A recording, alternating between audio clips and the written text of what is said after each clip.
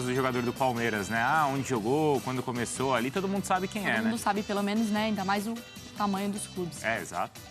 Pedro Henrique Torre, ao vivo aqui no Sport Center, bem-vindo de volta aqui ao SC, agora ao vivo participando com a gente. Vamos começar pelo Vidal, então? Agitado, hein, esse mercado, hein, Mariana? Não, o Pedro, ele volta... Eu tô achando que é o Pedro que faz isso.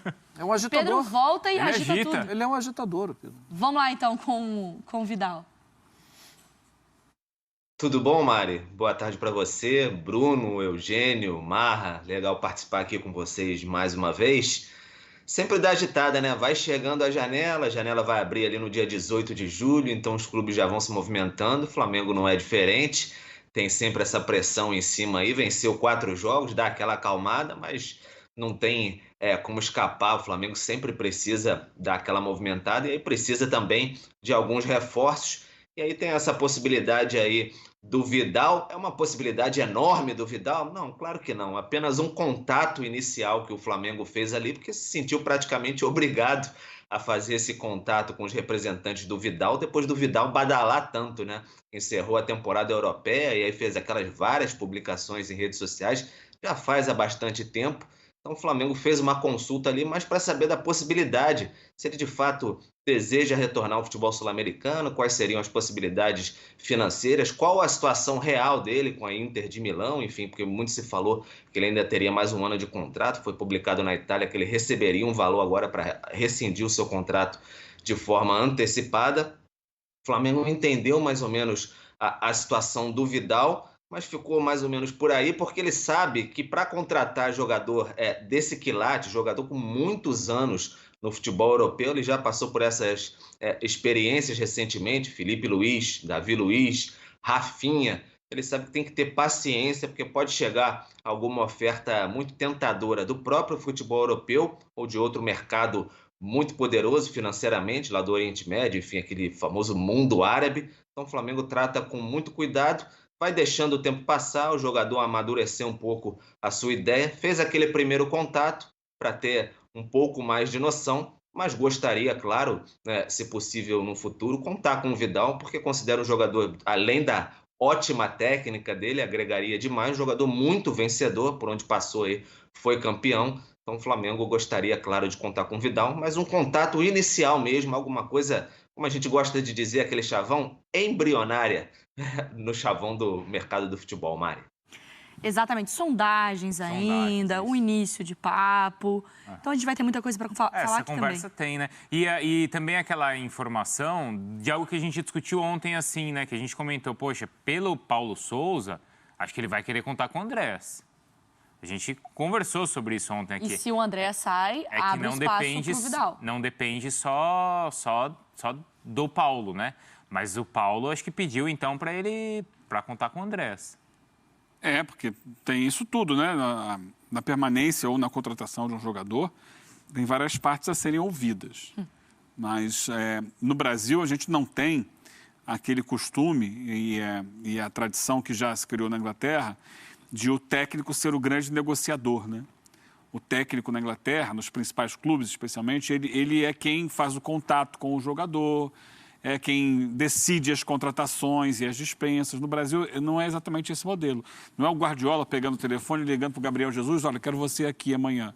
Entendeu? É diferente. O técnico deve ser ouvido, mas como aqui o projeto de clube não passa necessariamente pela ideia do treinador, né? Como em alguns casos na Europa, citado agora o caso, vai ser decidido pela diretoria. E até porque passa muito pelo departamento financeiro, né? Muito. É um valor altíssimo. Então, é esperar a definição. Mas pode haver, não sei se o Pedro tem alguma informação nesse sentido, um outro nome, que não seja do Andrés Pereira, não seja do Vidal aí, que possa vir a preencher uma lacuna no elenco. Não sei se existe alguma especulação nesse sentido, algum nome que já tenha sido filtrado aí. E o pedido do Paulo é suficiente para convencer a diretoria, Pedro? É difícil, Bruno. É difícil porque é um valor muito alto, né, o do Andrés Pereira. Tem sempre, a gente sabe, todo mundo sabe o peso do erro na final da Libertadores em 2021, mas o Andrés Pereira de lá para cá não apresentou um grande futebol também que encha os olhos de todo mundo de que vale o grande investimento de 10,5 milhões de euros por 75% dos direitos. Foi até um acordo encaminhado pelo Flamengo ali, mas houve muita resistência interna por conta desse alto valor mesmo. Muita gente internamente dizendo que poderia ser realocado para outros setores, outros investimentos. No início do ano se falava muito em goleiro, até o Flamengo trouxe o Santos logo depois, mas se vê como um valor muito alto para um jogador que nem tem aquele status de titular absoluto da equipe do técnico Paulo Souza, que vem fazendo muita diferença, fez um muito bom jogo no último fim de semana, mas não vem sendo um jogador muito decisivo. Então tem muito questionamento. Nesse momento é improvável até a permanência do Andrés Pereira, mas o Flamengo vai esticar até o fim do contrato dele, dia 30 de junho, o empréstimo, essa decisão. Ainda não bateu o martelo não, mas no momento bem difícil a permanência do Andrés Pereira para a sequência aí da temporada. Olha, a gente já falou de Vidal, de Andrés Pereira, estamos pensando em um outro nome, né, se existe. Mas tem um nome que voltou a ser falado, ou pelo menos esse interesse segue, é o interesse pelo Everton Cebolinha, Mari Marra. Só rapidamente, claro. Em relação ao Andréas. Claro. O United acabou de mudar de técnico. Uhum. O Ten Hag deve conhecer o Andréas. E o United acabou de anunciar também que o Pogba não fica. Então, eu acho que o... Tem caminho lá? Não, eu acho que o Flamengo tem que esperar mesmo. Porque vai que o Ten Hag fala, não quero ficar, e pode ser até que essa negociação seja... Facilite o negócio. O tempo, nesse caso, está a favor do Flamengo. Agora, voltar a falar sobre o Cebolinha.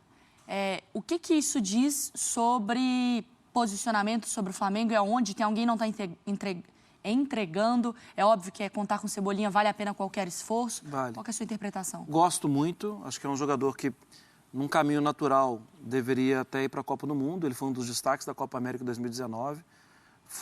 Mas por quê? Porque ele é caro. O que faz ir atrás do Cebolinha? Tem alguma coisa errada ali no elenco?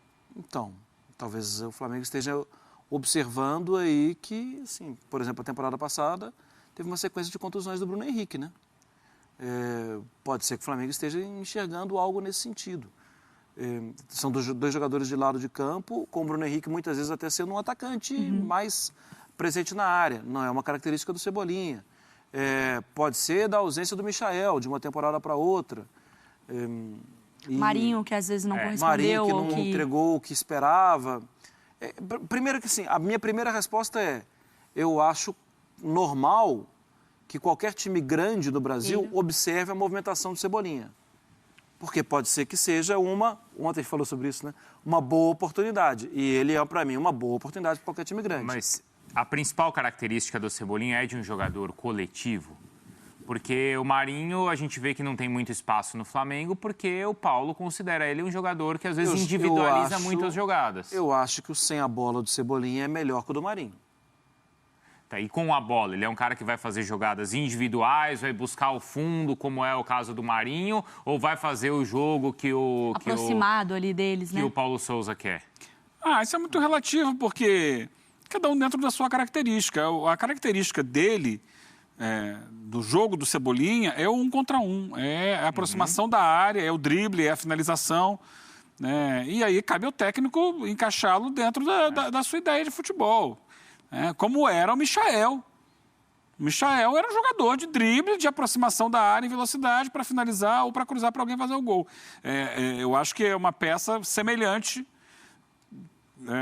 talvez com um pouco menos de explosão, um pouco mais de técnica, mas com uma maneira de jogar semelhante ao Michael. A questão do Flamengo é essa, assim, é um jogador ainda jovem, que ainda tem uma longa carreira pela frente. A idade dele aqui. Deve estar com 25, imagino eu, na casa de 25, no máximo 26 anos, ou seja, no auge da carreira, que não conseguiu, né, explodir na Europa e que no Brasil a gente sabe que tem o potencial. A questão 26, né? Mais ou menos isso. Esses valores, né? Essa semana eu estava falando, até falei com o Marcos ontem, falando sobre os jovens jogadores da América do Sul. E alguns torcedores falam, mas o Flamengo não vai buscar jogadores jovens da América do Sul. O perfil de contratação do Flamengo é outro. Né? O Flamengo, quando tem que usar algum jovem, usa da sua base. E tem usado alguns muito bem. Mas ele vai buscar jogadores já testados e aprovados. É o caso do Cebolinha, se vier. Mas é um preço alto, né? é que o Flamengo hoje tem uma situação financeira que permite a ele pensar nesse tipo de contratação. Dá para fazer o negócio assim? Qual que é a conta, hein, Pedro? Por enquanto, o Cebolinha, Bruno, é um nome que segue ali assim no horizonte do Flamengo, mais como uma ideia, um sonho mais para frente. O Flamengo tinha a ideia de fazer até uma investida, enfim, mais encorpada nele, assim, de fato, uma investida de verdade na última janela, né, ali em janeiro, mais ou menos.